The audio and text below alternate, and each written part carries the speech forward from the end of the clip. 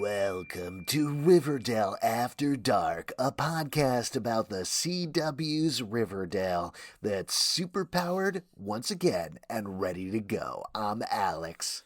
When you dwell in darkness, it's hard to tell when you'll encounter your greatest weakness. Oh, there it is in the basement. I'm Justin. I'm Pete. And we are going to be talking about Riverdale Season 6, Episode 7, Chapter 102, Death at a Funeral. Very long title, but that's okay. It's a regular length episode. Yeah, what's a regular length here? Because this is like 42 watching... minutes. 42 minutes. 42 minutes. It's like watching 1,000 TikToks right now watching this show.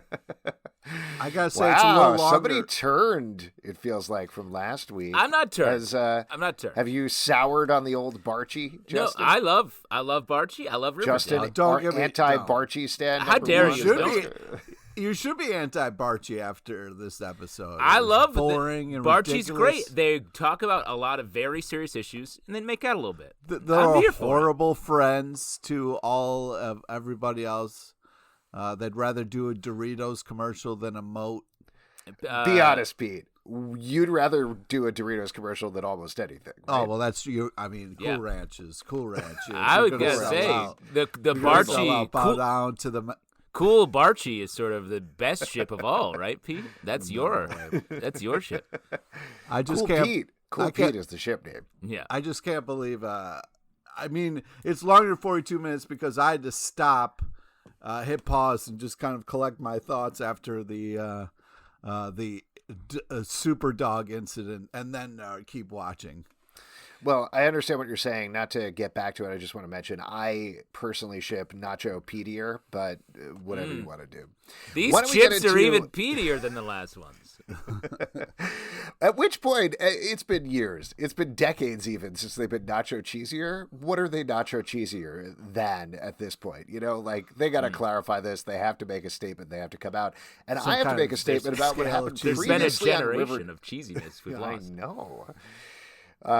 I want to make a statement about what happened previously on Riverdale because a lot of stuff is going on. There was an explosion in the Andrews household, which left everybody pretty much with superpowers, as we find out this episode. We'll get into all of that in a moment.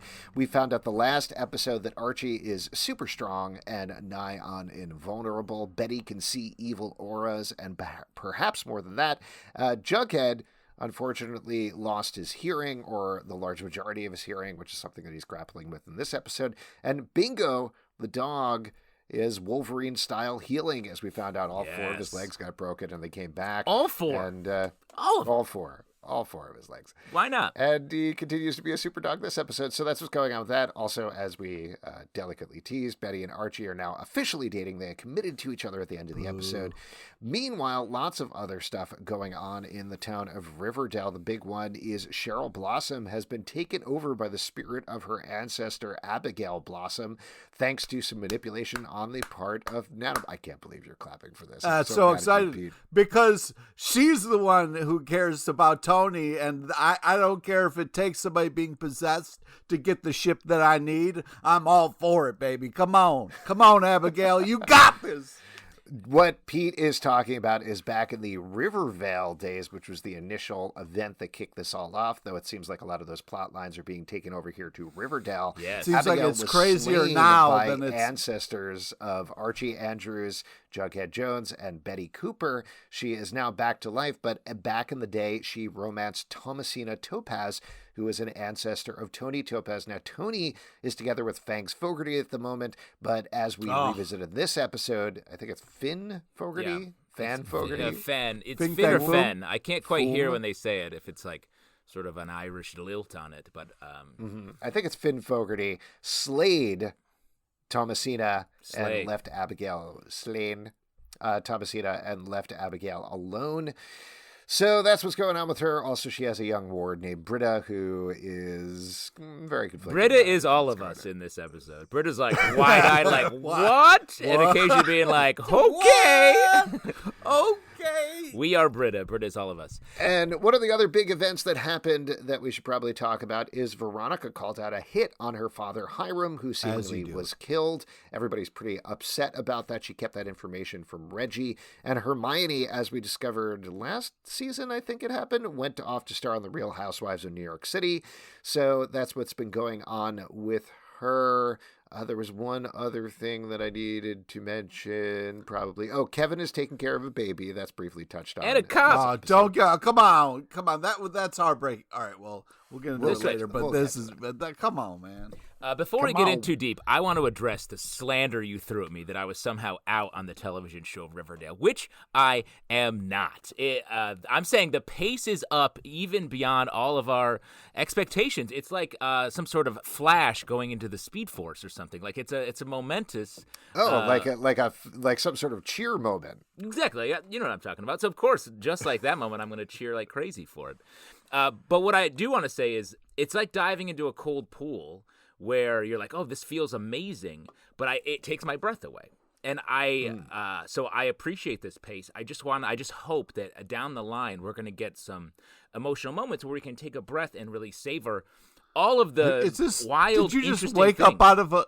Did you just wake up out of a coma? This show has been constantly insane and intense pace for so long. Sure, sometimes it takes breaks and stuff like that, but it'll speed right past insanity and keep going. I don't know why you're reacting now. I would argue this season is even faster, and there's even less time with the characters because there aren't as many scenes between. Would you say though it's too fast? No, first. I'm not saying it's that way yet. I just, like I'm saying, I want to have those moments. But what I was saying is, because we don't get a lot of scenes in between them, we don't get to explore their emotions. We just get to see them sort of react like, I'm feeling this, and then we cut into the next scene. So I feel like we're going to get there where the characters will come together more. But even like Archie and Betty, when they're together, they're like dealing with all their superpowers, murder situations.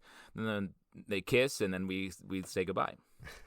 Well, because it's so... Every single scene with Betty and Archie this episode is they're drinking beers, they're talking about their superpowers. They're like, well, why don't we put down the beer and kiss for a little bit? What do you I hear you. That's because, I get that. Wait. No, that's because it's so boring and not worth taping. They just got to cut away because they're like, well, this is dumb. Not worth taping? Yeah, the two of them together is just like, meh. It's like, well, we should cut away to something good because this is unrelated, but they really need to stop filming Riverdale on VHS tapes because I feel like it's impeding the whole process. Yeah, you're a horrible line producer, Pete, if that's what you think. It's not that Barchie's boring. It's just like... It is. Betty's so like bland. She doesn't. That's your shit you're putting on it. And honestly, you should be excited because the Jughead Tabitha relationship is great, and it's sort of the sweetest relationship on the show right now. Yeah, they're working really hard to be like, please invest in this relationship. No, they're just doing it. Stop the bughead that you were born. Even if they were though. And I'm not saying whatever side I'm on, but even if they were, though, what is wrong with a show working hard to sell you on a relationship? I don't think there's anything wrong in putting in the work to make something work. Like, if it does, it does. If it doesn't, it doesn't. That's fine. But I feel like I hear this objection a lot, like, God, they're working so hard to make this plot line really sing. And we're like, all right, sorry they wrote and produced a television show for you to enjoy. You think the Cheryl soul from another dimension plotline isn't working hard? Because it is working hard. Do you know why? Do you know why it's finally? I don't care if it's insanity to get the Cheryl and Toni, somebody fighting for that, because they belong together, and I don't care if it takes people from a different time period to possess a person in this time period to make it happen. I'm all for it. Here's the thing. As soon as she sees Toni walk in the room She lights up. It's magic. It's absolutely magic. I understand why you feel that way. And I'm sure Alex feels that way as the number one Shoney stan, who he plays coy about it, but he's secretly going to do it in a second. But I got to say, that's... who knows? Yeah, well, I guess we'll see. What a mystery. Abigail lusting after Toni, that's a mistake. Like, I think it will eventually end up with Cheryl breaking through from her soul prison or whatever, and maybe her and Toni getting back together. The mirror world? Yeah, she's stuck in the mirror dimension. Let's be clear about what's going Or on. maybe we all are, with Cheryl and trying to get, It was weird to see you standing behind Cheryl in the mirror world thing. I was watching like, what? I'll tell you what, though. Mirror world Cheryl, cute outfit. Yeah, very nice. Very cute outfit. Very adorable. Okay. But I think it's Abigail. Creepy uncle. Abigail is Creepy a uncle. I'm just saying that was not what she was wearing when she went into the mirror world. Clearly, she has a selection of outfits in there, and she picked out a cute one. The mirror world is full of closets. Have you ever looked in a mirror? There's often a closet right it's behind. All closets. Yeah. Yeah. I've looked at a lot of closets. I'll tell you what. Wow, getting creepier. Really oddly. Exactly. I called it. Creepy uncle. No, because of Lion the Witch of the Wardrobe. I always look in closets, like not in the back of it, to see if I can get into Narnia. Sure. That's a normal response. Normal walk back of the queer Hold thing. on. I'll fix this. Let me make this right. All I'm saying is Abigail. You don't knock on the back of closets to see if it'll take you to Narnia. You'll get to meet Mr. Tubness and eat delicious Turkish delight. A lot of bad stuff happens in that book and movie, and honestly, I meet enough cloven-hooved people in my life that I don't need another Tumnus running around. Fair enough. But all I'm saying is Abigail is a vengeance-driven soul that is from another place. I think she may look like Cheryl, but she is decidedly probably a villain here. So, Justin, it may surprise you to hear this, but I'm really enjoying this storyline as a big secret Shoney shipper. Secret's out, kid. Here's what I'll say about the storyline, and actually just about this episode in general. So last episode, I think I was pretty down on it because taking the world of Riverdale full-fledged into supernatural, that's not my thing. I'm not into that. That's not something I've wanted for 5 seasons. Going into season 6, I understand a lot of people are very excited about it, and I think that's great, but not me. This episode, like I correctly predicted about my behavior the last episode, I was like, all right, fine, I'll just go with it. Because, I did. We're already here. We're already watching it. Strap I'm not in. gonna, drag my heels. Yeah. I'm just going to, exactly. I'm going to go for the ride. And for me, the Abigail Toni storyline was great and fun. I had a good time watching that. And I think part of the reason is because it's setting up this climactic angst that we're heading towards. I think you're absolutely right that Abigail is a villain. She locks Nana in a room full of straw at one point. Also called a barn. That's horse called a stable. barn. Was it a barn? Yeah. Was it a barn? Because it seemed like it was a room that she put straw in to maybe make her spin It's a the horse straw into stable. gold. What the fuck? How many rooms do you walk through in a house and you're like, look at all this hay in here? How many horse stables have full-on doors you need to lock? Doors? A lot of them. If you're Yeah, trying there to was protect like a door that she locked You there. keep Like, the why does horses in the horses lock can't the doors. open doors? Horses can't open You doors. can't Their, just, their like, shoes are made of gently- metal. That's what keys are made out of. They could easily pick that lock. I've seen the movie Jurassic Horse, so I know what you're talking about, but that's a fictional movie. And there's that whole thing where they're like, Clever- horses can't open clever doors, and horse. then the horses are like, What and is they open the happening? doors. Anyway, my point being, whatever she does to Nana, wherever she throws her, we no way of establishing where it is. I think the idea here that Wait, Abigail... can I just... Barn, yes. This is barneration. No. I think what he's trying to say, and you're almost there, is that you're in a weird place with the show, but all of a sudden you're in this like cool ranch.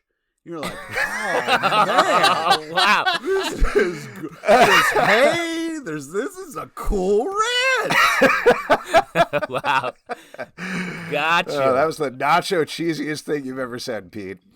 Yes, you're absolutely right. Here's what I think is going to happen down the road, and this is why I'm here for it. I love the setup of like Abigail going after Toni because she thinks he's Thomasina, going way too hard on it. Toni realizing, whoa, something is wrong with Cheryl. What's happening I here? love the enthusiasm, but she was going way too hard. Just like you got to play it cool a little bit. There's so many different directions they could go here. Whatever they are, they're going to be apocalyptic. One is that Abigail casts a spell and puts Thomasina in Toni's body. Something happens there where that creates total mess and chaos with her and Fangs.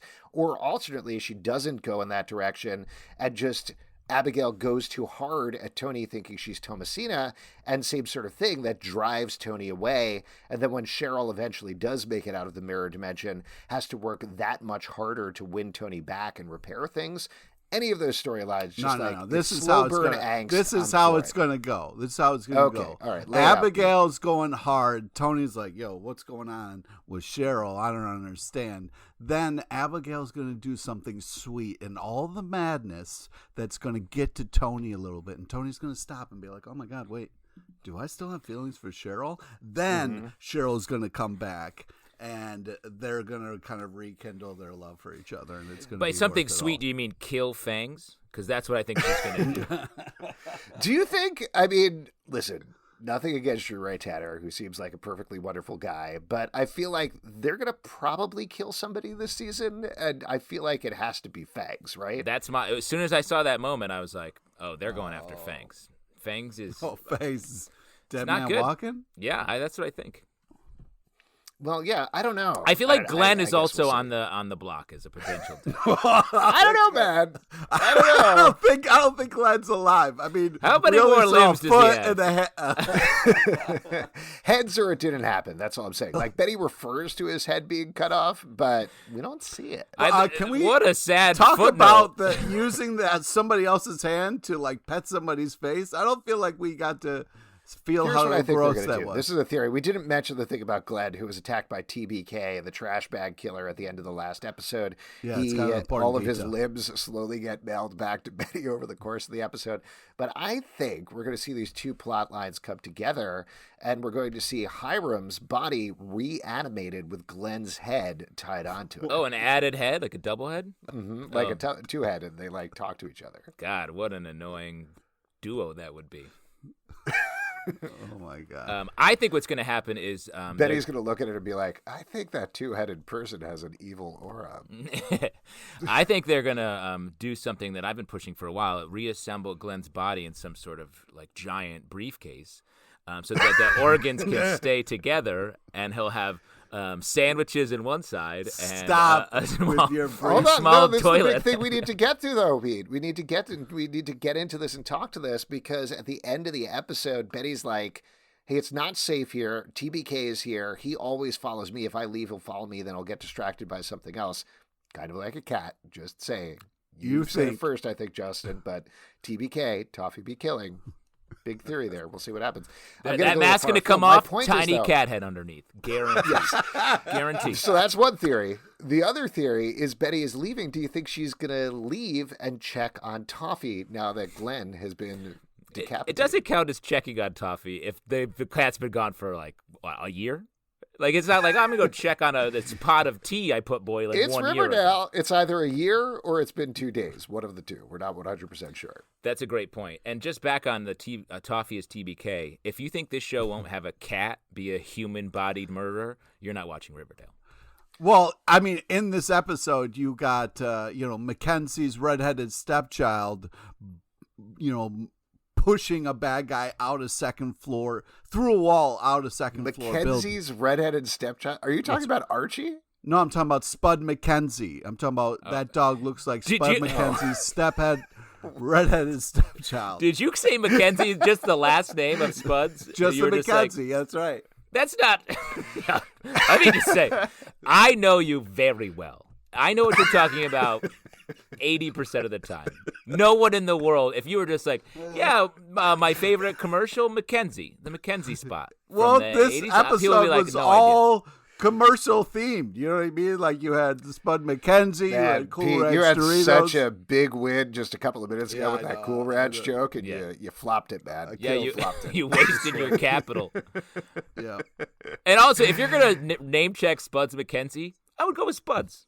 A little more of a standout name. You're gonna remember Spuds. You drop Mackenzie, could be anybody. Anyway. I can't believe we had a dog almost murder the bad guy.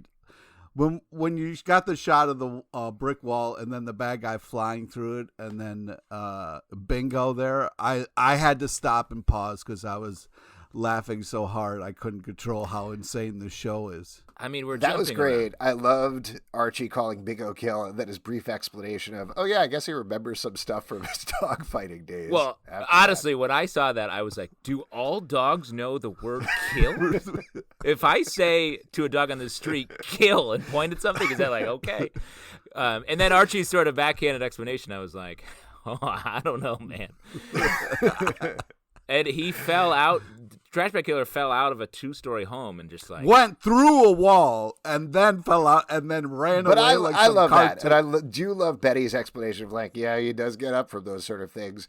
Like we talked about this before the season, hoping, or at least I hope, that they were going to go for a full-fledged slasher movie style thing with TBK, and that seems like that's what they're doing here. I don't know if it's going to go for the next 15 episodes or so, but as an overarching arc, it's such a fun, gross, weird villain to keep it going. I'm enjoying it. That said, I did want to talk about the reveal here that TBK, it turns out, is Dennis. The guy who works construction. Yeah. The menace. No. As the overarching Archie arc here in the episode was pretty wild on a lot of fronts, but I don't think the reveal is that Dennis is TBK. If we want to talk TBK theories, I think no, Dennis is TBK. We saw it. No, Dennis is a random dude. No, the random dude who got paid to hit Archie. No, that's for those who missed clearly it, Dennis. Just to give a brief overview here, because we're going absolutely wild this episode. Dennis is working, part of the crew that's working on the house to fix up the Andrews household with Archie. He finds some palladium somewhere in the house, adds it to Archie. It turns out that palladium is Archie's kryptonite. It makes him back normal human again. TBK is kind of listening in, or at least Dennis is listening in, and figures out everything that's going on, hands him a second piece of palladium, knocks him out, drags him off, at which point TBK ties him up and is about to cut him to pieces when Bingo comes in and saves him at the end of the episode, as we've talked about. Now, what's your big theory there, Justin? Now that you said all that, I just have to say, so Archie's from the planet Palladia and put in a rocket and sent to Riverdale. Checks out. Well, actually, can I mention something before I forget about the palladium? So there was this whole thing in the Riverdale arc, like when they got to episode 100, that was part of the explanation of what caused this big bang that separated the universe. This is sort of this magic rock.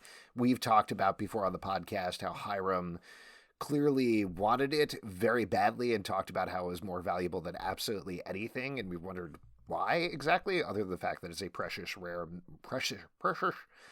metal. That's the second worst thing that I'm going to... Exactly. I can't wait to attempt to say don't the word do that dare not Alex's kryptonite is saying Abuelita. Please stop. Please don't. Just move on. Just say grandmother and just be cool. Let's go. Grandma. Oh, I can't do that. Oh no, it's spreading. So there does seem to be some sort of indication that maybe the palladium is causing these powers as well. Potentially, we're going to find out. But also, this whole thing with the palladium gave me an inkling that maybe there is something more going on here with these powers, and maybe there is a more realistic explanation somehow down the road. I don't know. I have no idea what it would be, but I could see something happening in 17 episodes time where it's a very Riverdale like, oh yeah, all of that stuff happened exactly how it happened, except you guys were hallucinating the superpower things because the palladium exploded. The end. How do you explain the kitchen vice grip then? I think a hallucination. I agree with you. It was two sides of a sandwich. Yeah. An Archie hand sandwich. I agree with you, Alex. After watching this episode, I was like, they can come out of so this. Archie doesn't like Cool Ranch Doritos? Is that what you're trying to say? No, that's real. That's real. All right, That's real. You were saying, though, Justin? You can see. I think they're going to come out of this and have it be an effect of the explosion, whether the trauma of it. Because as we saw at the end of the episode, Jughead can hear people's more casual thoughts, it sounds like. Thought I left the coffee going kind of thoughts. And I think because they were the only ones thoughts at the explosion, I think there's a way for them to sort of pull it back in this classic Riverdale way. After they've had the maximum amount of fun with this sort of Unbreakable-esque storyline that they've done here. And to clarify about it, because I know there's been a lot of fan back and forth about this, even if they do reverse the superpowers, even if they do reverse Abigail's possession and all of these things, or come up with like some sort of waffly explanation for it. Oh yeah, it was palladium gas that was released throughout the town. I still think all of these things are actually happening. I don't think there's been this big fan theory that, oh, we're going to reverse time to be, I don't know who's coming up with these theories. Don't want to point in any direction. Reverse time before Barchie got together so that Barchie never got together. Who would want that? Who would push that theory? Yeah, who would want that? Who would want that to happen? So you're saying they're all in a coma right now? No, here's the group thing, coma? is I don't think they're going to group coma. reverse that in any way, No. because that would be a cheat, Yes. a huge cheat, and a huge bummer for any emotional growth that any of the characters are going through. But I do think while time progresses the way that it does, quote-unquote, normally in Riverdale, we still could see some sort of reversal of the supernatural aspects before we get to season 7. Agreed. This episode sort of put me fully in that camp, that we're not going forward in this supernatural world. Now, I will say that handles all of the superpowered stuff. The Cheryl side of things feels like it's a little harder to track back. But also Cheryl she exists. lives near a palladium mine, so that's also palladium gas that's making her think point. that's happening. Palladium gas, something you just made up, though. Let's be clear. Not been established by any means. Nope. But wait, you were going to say about Dennis. You had a theory about Dennis, who is definitely the TBK. I think Dennis is a throwaway small town villain, like small time villain that we've seen many times in Riverdale. I think we will learn eventually that Glenn is the trash bag killer. I think this is a fake Glenn death, and we will find that he is the trash bag killer. Is that because he wasn't fully trash bagged up when he was pushed out the second story building? Well, it just tracks with a lot of Glenn is obsessed with Betty. He was getting close to her in the FBI at the same time that the trash bag killer was getting close and killing more people and becoming more obsessed with Betty. I think the perfect cover for a serial killer is to be killed. Yeah, I could definitely see that. I could also see the thing that we saw in the car the last episode is a Fight Club situation where maybe even Glenn has two different sides to his personality. Maybe he has dissociative identity disorder and doesn't know that he's the trash bag killer. That's possible. Another theory that I have is there might be multiple trash bag killers. And you say that every Riverdale season. I know, but they love Scream because of Skeet Ulrich, so there might be a riff on that in some way. And also, that's a very handy way of explaining the slasher genre. The slasher keeps coming back. The slasher can be in multiple places at the same time. They potentially could do that. The other one that I'll throw out at you that I saw a little bit, people speculating online that I thought was interesting, is what if it's our boy Nikolai Witchell, Dr. Curdle Jr.? He's also obsessed with Betty. It kind of sounds like his voice a little bit under the mask. Interesting. Take it easy with that. Yeah. I mean, I'd be pretty bummed out if that was true because I want Dr. Curdle, like we talked to him about, just being a nice weirdo who lives in the town. But I will say, once someone comes out as a killer, that doesn't mean they're in any way off the show. It just means honestly, it gives them more attention. Yeah. Well, why don't we jump over and talk about Jughead Storyline since we touched on that briefly. For the most part, until he starts hearing Tabitha's thoughts at the end of the episode, this is actually a pretty down-to-earth, relatively grounded storyline where Jughead is narrating all the time. We don't really hear anything from his perspective, just sort of echoey notes of everybody talking. He initially rails against getting ASL lessons. Ultimately, he signs up with an ASL teacher, and his breakthrough, he finds, is in creating comics. Ultimately, that's the thing that breaks him out. You kind of got to go back to your roots. You were born from a comic strip. Sometimes you got to go back to that to be able to, remember who you are. Yeah, what does that mean for you, a human person, Pete? I don't know. I've been trying to figure that out. You were born, you've said many times you were born and raised on Bughead. So what does that mean for you? once they get back together, my life will be okay then. Okay, over? Your life will be over. Well, it's like a I said- moth. How did Okay. Pete die? Cause of death? Bughead. Bad case of Bughead. But he was born and raised on it, Worth so it it. makes total sense. Worth it.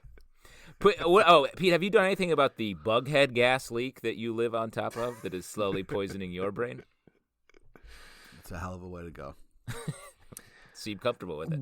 What did you think about this Jughead storyline? I Justin? like this storyline. Like you said, it was sort of the more grounded one, despite the fact that it landed on the character developing superpowers.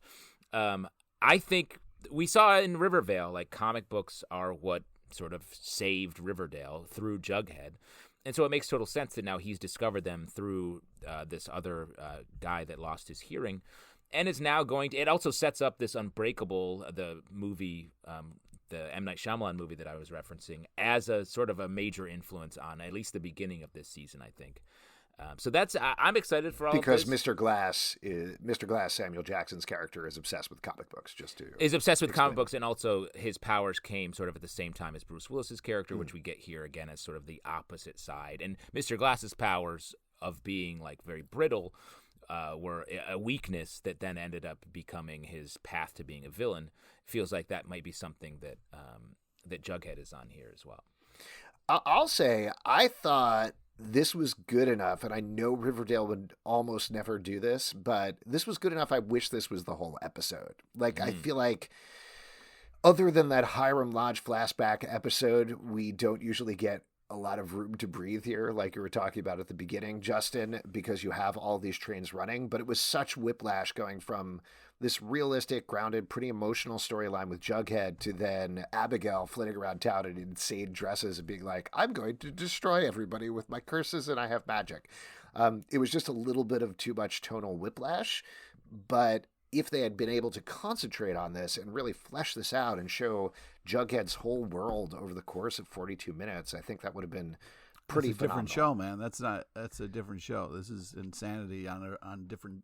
No, I know. rails. I'm just saying, I think that would have been kind of neat if they did it. They didn't, so I still liked the storyline for what it was. And I find it interesting that Jughead is now narrating everything in his life. I think that's a good sort of way of using a good metaphor for him, the scenes of him having lost his hearing, not being able to hear. So he's literally describing to us the action. I really liked it. Was powerful. It was cool. The whole kind of like him, Tabitha yelling at him about the motorcycle thing, and then just kind of like him being upset and trying to feel like himself again, and like, the fact that it doesn't make sense when he's typing, he can't hear that, like all that pulling him out of his comfort zone and having to kind of like rebuild himself and do that through like comics was very cool. And the fact that like he was being more positive, you know what I mean? Like it was a good side to Jughead. It was nice to see. It was kind of this theme that people are more than just one thing. And he kind of starts, he's like, I used to just eat hamburgers or whatever, I've grown more than that. So great for Jughead, cool. And, part of me was really moved by Tabitha, but also like part of me was like, oh, poor Tabitha's had to deal with so much, so. But I did like the two of them together this episode. I thought it was, like Justin said, very sweet, particularly at the end. The line at the beginning, it was delivered very seriously, and it struck me as weird in a funny way, where he's like, all I could do is read, eat hamburgers, and kiss Tabitha. Doesn't sound so bad. Great. Ideal life, man. Ideal life. But yeah, the Jughead stuff was good. I believe the guy that they brought in is either deaf or partially deaf and speaks ASL, so I thought that was pretty cool. Obviously, not to diminish it, obviously that is a hot trend right now on TV and movies, but it's good to bring these folks in and really highlight and use them in a positive way. So I was glad to see that here as well. And I don't think they're jumping on a trend in that way, since as we learned, that was sort of woven into the show from the very beginning in the first or second draft of the pilot. Totally. Yeah, exactly. So I thought that was great. Why don't we move over to Veronica's storyline then, which has a ton of stuff going on with it as Hermione returns. for Hiram's funeral. Hiram's mom is there. Grandmother and then mom. Good. Abuelita. Don't. No? Just stop. Okay, I'm not going to do it. And eventually she gets asked to give a speech and finds some peace with Hiram dying. What you guys think? Also, very touching montage of Hiram. We got a little like Hiram montage of all his That was it was nice. Alex, that was a very sweet way of explaining another absolutely wild storyline, where she is supposed to give a eulogy, and she gives a practice eulogy in the town hall and calls her father the big bad of Riverdale. I was like, yo, that's not a eulogy. You're roasting him. Which I thought was funny and strange. And then when Anatole, the assassin, comes back to kill her because we think Hermosa put a hit out on Veronica, Geraldo, the random new dude, ices him from like a different room. Snipes him. Snipes him. I swear he turned that bullet right around the corner. Because how did that... banded the bullet.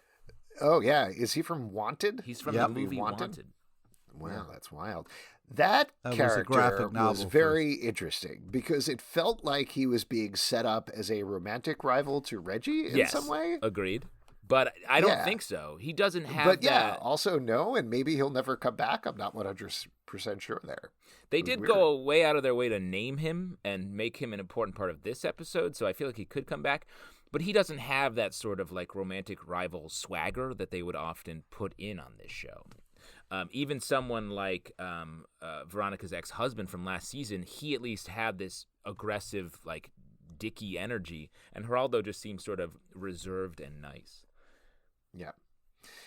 Yeah, but overall, I like this. I mean, I always like giving Camila Mendez some sort of showcase on the show, and she certainly got to play a lot of different modes here. Her reaction to Hermione's reality show antics in particular, I thought were a lot of fun. I like that too. All right. Wait, there's a couple of things we got to talk about here. First off, the mom entrance was amazing. Got to sign the form first, and then she comes in. Great cross coverage by her camera crew. Yeah. That's exactly what every line producer is thinking. And then we had this moment where like she's overacting in front of the cameras, which was really kind of a fun, hilarious choice. But then Veronica's talk to the hitman about like being like, so you're just a really good actor, and then was just kind of like fighting that instinct to maybe look at the camera a little bit was just that was just such a weird a Riverdale moment that I was like, this is hysterical. I will give a shout out to, I was glad that Archie and Veronica had a conversation, and I like that a lot. I mean, this is something that that was hot. There was a lot of heat in that combo. Oh, really? A lot of tension, a lot of like, hey, this feels good, right? This is nice. That's your Bughead shit talking, because that scene was very sad. Yeah, I don't even think you're a Varchie shipper. I think you're just a team Archie and Betty break up so that Betty and Jughead can get back together by any means necessary. Well, the people who belong together You're playing chess, together. man. Yeah. Mm-hmm. With Doritos on both sides.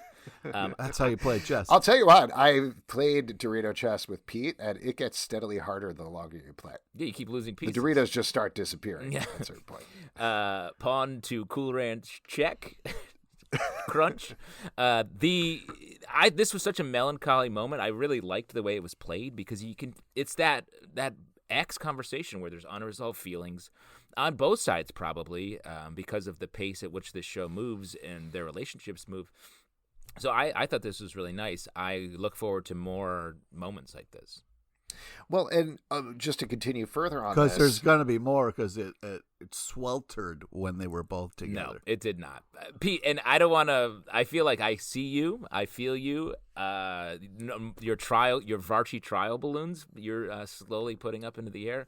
I think we're in Barchie mode for quite some time. Well, on that note, the thing that I was going to say is often the mode with this show is that Betty and Archie are together, so they're just off on their own thing. So even taking that brief time to have Archie and Veronica talk, explain their shared history, I thought was really nice. On the other hand, just on a friendship level, and I understand there's probably a logistic thing, but it was a real bummer that nobody showed up at her dad's funeral. Yeah. Nobody showed. Yeah. Well, he did try to kill everybody multiple times. That's fine. At the same But time, Veronica's I feel still their friend, right? Exactly. I mean, what the Be F? there for Veronica. Reggie's there. Hang out with Reggie. Maybe he has some fun things Also, to do. nobody checked in on Jughead. Nobody. Archie They talked to did a Jughead. Doritos commercial instead of being like, "Yo, what?" Hold on. Archie was like, "Well, what a bummer," Archie or did something not like that, check right? in. Archie held up a sign, was like kind of fishing to be like, "Do you have powers, though, bro?" Like, Hold on. do Archie you- gave a really heartfelt speech about what was going on with Jughead when he said the line, "Well, at least he has Tabitha." Yeah. That's That's what I'm saying. There you go. Covered. Horrible. They covered it. Well, I mean, Horrible friend. everyone's partnered off right now. I mean, we get the Veronica and Reggie moment where she introduces him as her boyfriend. So I think everyone is a little bit, not excusing not attending the funeral for everyone, because I do think that was a little weird. But I think everyone is in their own little homes. Yep. I That agree. doesn't And make it okay. Hold on. This is probably going to give you too much hope, Pete, because I don't know which way things are going to go. But apparently, now that we do have everybody settled, we're going to start to see some shakeups as the season continues. Yeah, because and we've had a promise that there's going to be characters that are going to be single for multiple episodes. So I think if anybody, we may see Veronica and Reggie in particular head to the rocks now that they've really committed to each other. But we'll have to see what happens. No, but Yeah. it's what's happening is Betty's leaving Archie to get away from the trash bag killer, and she's never going back. You think All right, let's Archie's put some money on lack of object permanence is back in full effect? I mean, it's a concern. It is a concern with Archie. His girlfriend is gone for a day, and he's like, "Well, I guess I don't. I have a guess I girlfriend. don't have a girlfriend." Single. Exactly. I guess she's gone. She never comes back." She not here right now. Archie's single. Archie was with Veronica, and then they were separated for a little bit, and he was like, "Oh, I guess I'm single." So that's what's going to happen. Yeah. Oh, also, actually, Archie, now that I think of it, was kind of rude to Jughead multiple times in this episode. He said that line about Tabitha, and I said it. I was just looking back about my notes when Betty was like, "Hey, what about Jughead? He was third closest." And then Archie says, fourth closest. Don't forget about Bingo. So in terms of his rankings, he's got Archie number 1, Betty number 2, Bingo number 3, and then Jughead. I mean, if he says Jughead kill, Jughead is probably not going to kill. Like, Also, Bingo's a stone cold killer. If Archie says Bingo kill a Manjaro, Mount Kilimanjaro, person's dead. That's how fast Bingo works. Do you think if he people said should be- Jughead roll over, would Jughead roll over? I mean, I think that's what don't know. Archie wants. Jughead, beg. Beg Jughead. I think when the town finds out about this dog that's knocking people through walls, I think there might have to be some questions asked. They'll bring it up at the next town council, I guess. Other moments from the episode, we've definitely jumped around a lot here. Justin? I've got a bunch. First off, at the town hall meeting where it's like, well, our main villain is dead. And then Percival Pickens jumps up and is like, I'm here. Like, I'm a villain, I think. Yeah. Very, Let very me introduce myself. funny. So that was cool. We should talk about Kevin because in the one very tiny, he had 2 moments in this episode I thought that stood out. He is like talking to his dad. He's like, "Hey, I'm gonna raise this kid. I'm gonna be a deputy." And his dad's like, "Okay." And then we're gone.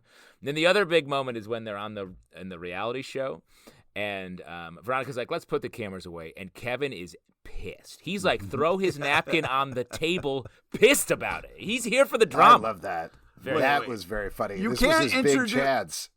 You can't just jump around so much. All right, well, let's back up the truck. Wait, when here was the because- last time you guys threw a napkin on the table in rage? Were you just like, bah?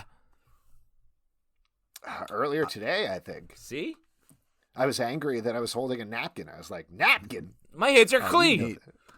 You need napkins, man. They're super important. Okay. Yeah, by Percival the way, I Pickens. just want to mention, for those who are fans of Pete LePage's patented catchphrase, let's back up the truck. Check out threadless.com/comic book club. We have a exclusive happening? Right, let's right. back up the truck This is shirt. the that you Doritos, can- our and you Doritos can buy commercial right now. It's Okay. you, Pete. It's a you shirt. Yeah, it's a picture of your head on a truck, and it says, let's back up the truck. You think I'm joking. It's I'm really bad. buying one of those shirts ASAP. Oh my God. All right. So Friendlist.com/comic book club. Pickens stands up in front of everybody and then winks at Betty's mom, and there was that hilarious cut shot to the angry uncle. I lost it. That was such a hilarious, just like beat cutaway. Like, oh my God, that was just such a fun moment. I wanted to revisit that before we jumped over to the second thing. I you also, brought up, while we're Justin. talking about Percival, I want to know what his plan is. I can't believe we got a moment of him being like, and here's my plan. And then Toni was like, oh, sorry, I'm late. And they're like, well, no need to follow up on that. You know what he reminds me? He has like Music Man energy. I feel like he's going to fool the town into doing something.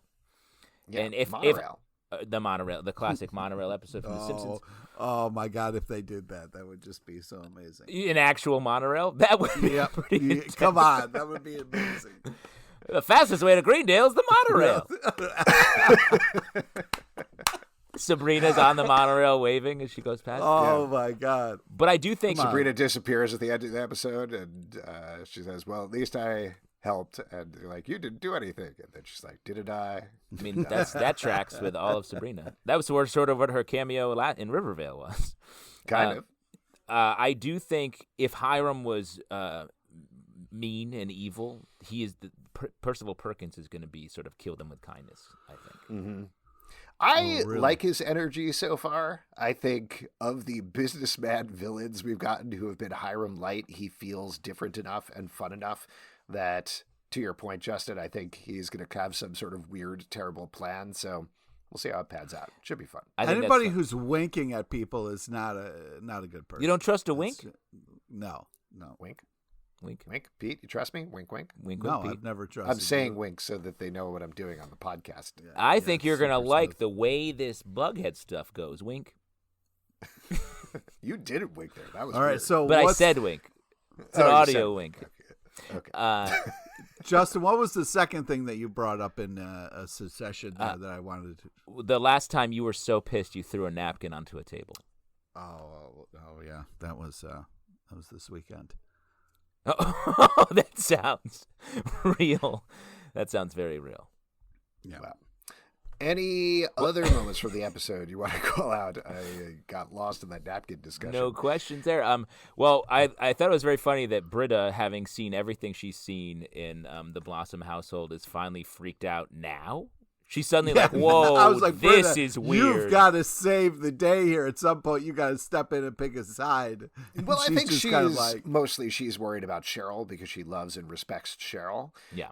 So that's probably the bridge too far for her. But at the same time, yeah, I agree. She's been on board with everything so far. Yeah, and Nana Rose can say whatever she wants, and Britta's like, I right? mean, Nana Rose continues to kill it on this show. It's nice to see Nana Rose being Nana Rose. She's again. only getting more powerful as the season. I also like the moment while we're jumping around to stuff where everybody kind of figures out that Archie has superpowers because he drinks really hot coffee with no That problem. moment, that's the next one I was Yeah, going to bring up.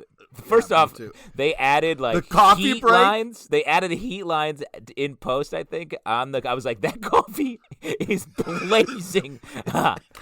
Yeah. No, the whole point where they're working, all of a sudden, like, Uncle's like, coffee! And everybody just, yabba dabba doos it out the door. It was hysterical for fresh coffee. I mean, when you're doing construction, nothing better than like sun level heated coffee on a hot day. Also, very hard to do to make that much coffee that hot. The temperature dissipates very quickly. Well, Alice has she emits an energy, like when she brought Bingo back and was like, my kitten pumps, Archie. And it's like, I'll bill you. I was like, Alice, read the room. Read the poorly constructed room. There's no way an average human could hold on to that dog. Like, Alice has to have superpowers to be able to keep Bingo on that leash. Maybe she was fifth closest in Archie's rankings of who he cares about the most. We should probably talk about their weaknesses. Specifically, Betty is starting to get migraine headaches. I do think we're going to head towards a point where they have these supernatural powers, but there's also weaknesses that come along with them. And maybe Archie's weakness is the palladium. Maybe there is something else. There's been hints that maybe he's just going to become super angry, and that's going to be his weakness as well. Or It like seemed his... like Betty's weakness was Archie. Every time she was close to him, she got like a headache. She was like, "This is." No, But she you're got a talking headache about- at the FBI office as well. Pete, you're talking about you. Every time you're close to Barchi, you get a headache. Just seems Nothing, like Pete? it's No? not. It No, just I'm seems taking the like bait. it's not. Just seems like it's not an enjoyable team up. Mm. Well, Wow, Justin, you left a little Cool Ranch trip right in a round of rope right there, and you didn't fall I know. into it. that was classic Pete bait. We didn't take it. Yeah, He right must be under a box already with a full of stick Cool and a Ranch. string. Yeah. Yeah. Just a couple other things I want to say. The Sopranos reference, I feel like, is what Hiram was found in the Pine Barrens. I feel like that was a reference to that famous episode of Sopranos, which was fun. And then the other big thing I want to say is we have a second Barefoot Contessa reference in this episode. What's with the Barefoot Contessa in Riverdale? That must be a joke in the writers' room, right? Like, Gotta be. For they just love Thanksgiving, talking they're about going Ina to the Garten. Barefoot Contessa? Ina Garten? It was integral to the Varchi. That was a dig. That was a dig to Archie and Uncle Frank and maybe Jughead as well. Sick to my stomach about it. Yeah. Disgusted. I'm just saying, it feels like anytime Ina comes up in this show, Do you think trouble's she's going to brewing. guest star? Oh, I see what you're saying. She's a flag. I'd She's love- a red flag. She's a Barefoot Contessa red flag. Do you think she's TBK? It's not. I mean, let's see. We need a cook-off. We want to see how TBK can do a great meatloaf. Oh, that would be excellent. I would love to see that. So, before we wrap up here, why don't we talk about who was Wait, the MVP? Wait. Something else. There's a couple of things I need to talk about here. So first off, if you're doing construction in your home and then you find that there's something very expensive underneath your house, like, I don't know, let's say palladium, wouldn't you then kind of like, hey guys, let's shift gears a little bit. Maybe we dig up this palladium instead of just building this house that eventually, if I get into trouble, I'm going to need that palladium. I'm going to have to dig up my house anyway. So might as well, while we're kind of under construction, this is the time to maybe check out this palladium. Am I the Well, only he one? knew that there were, I think he said that there were only 2 chunks of palladium, and that was it. Yep. So it isn't palladium buried under the house. It's that in the blast, he lost these 2 pieces of palladium. And so Dennis, who is definitely the TBK, found them again. Mm-hmm. Okay. Dennis, And I a agree with character you. We've set up for Dennis is definitely Beloved TV character Dennis. yeah. Okay, and because we got to talk about the Betty here in this episode of like just kind of being lulled here in this kind of like fake happiness, because even the trash bag killer was like, Betty was like, "How did you get in here?" And he's like, "Glenn's access card." You know what I mean? Like even TBK was kind of like, "Come on, Betty, you're better than this, right? Come on, like I know you're in fake love right now, and this is like but." I just on need top of these things. I a feel little bit, obligated you know to what I mention mean? real quick that you are fully taking the case of the trash bag killer here, Pete. You're like, that's the guy that makes sense on this show. I don't know if it makes sense, but I'm just saying that like it's not. Like we need to see Betty. Back to being Betty and, kicking butt and taking names here. And like, I don't know. I think she is. She's a little behind the ball when it comes to TBK, but that's her weak spot anyway. So I'm all right with it. But she's leading the whole FBI squad now. She's doling out assignments. She's tracking people down in Sketch Alley. She's getting boxes full of limbs. There's a lot of stuff. yeah, just casually opening boxes. Like, Did you, when that happened, did you guys shout, "What's in the box? What's in the box?" yeah. I knew. I mean, I was surprised it wasn't his head. But let me Yeah. say, that's why I feel like Glenn is the trash bag killer. I also was like, they don't have Because he's a big fan of the movie Seven, is what Yeah. you're saying. Exactly. A real gateway drug to becoming a killer. I think that there'd be more of a package vetting process at the FBI. She's yeah, like, here's exactly. a little box Just, for you. Here's a box. Yeah. Didn't look like there was any postage on it or anything. Just a random box.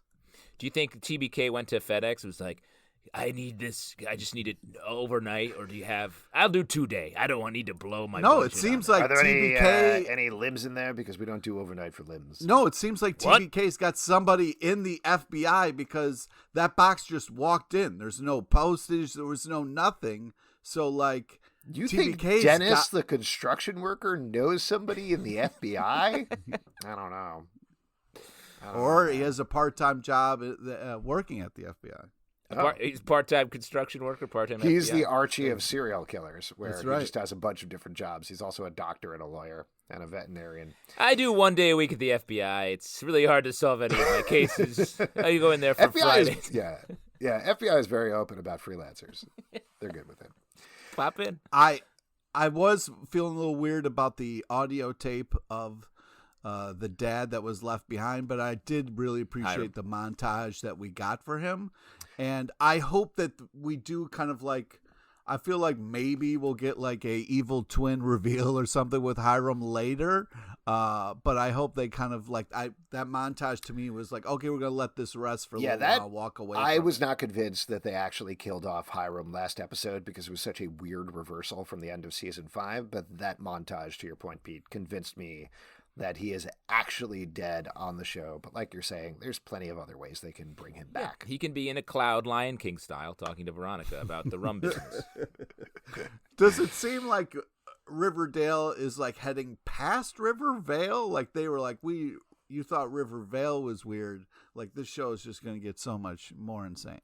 I don't know. I think it's about on par with the weirdness it was for the past couple of seasons, except for the supernatural element that's taking it in different directions, personally. Okay. I agree. Why don't we wrap up here and talk about who is MVP of the episode? Justin, you want to go first? Who is your MVP?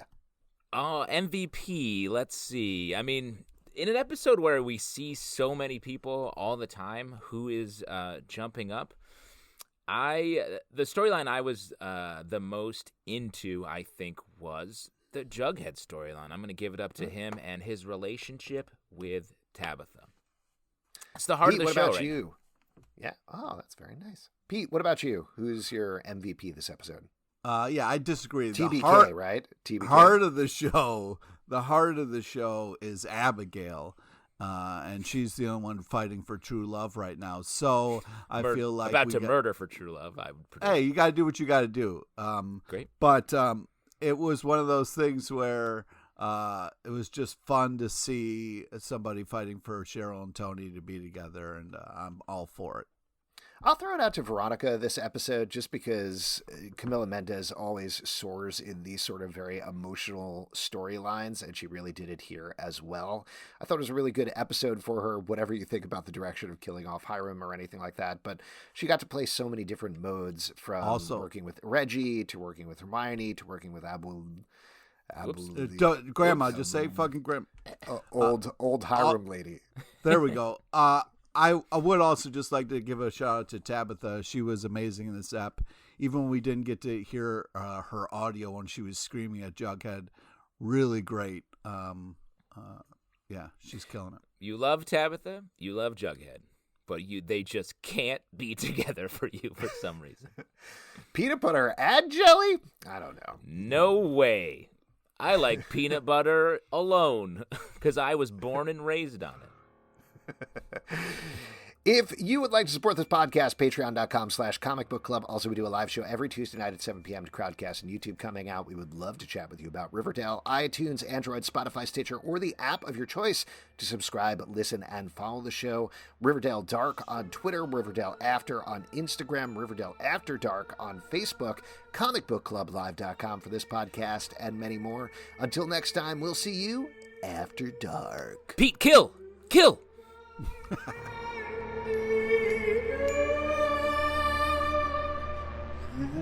got me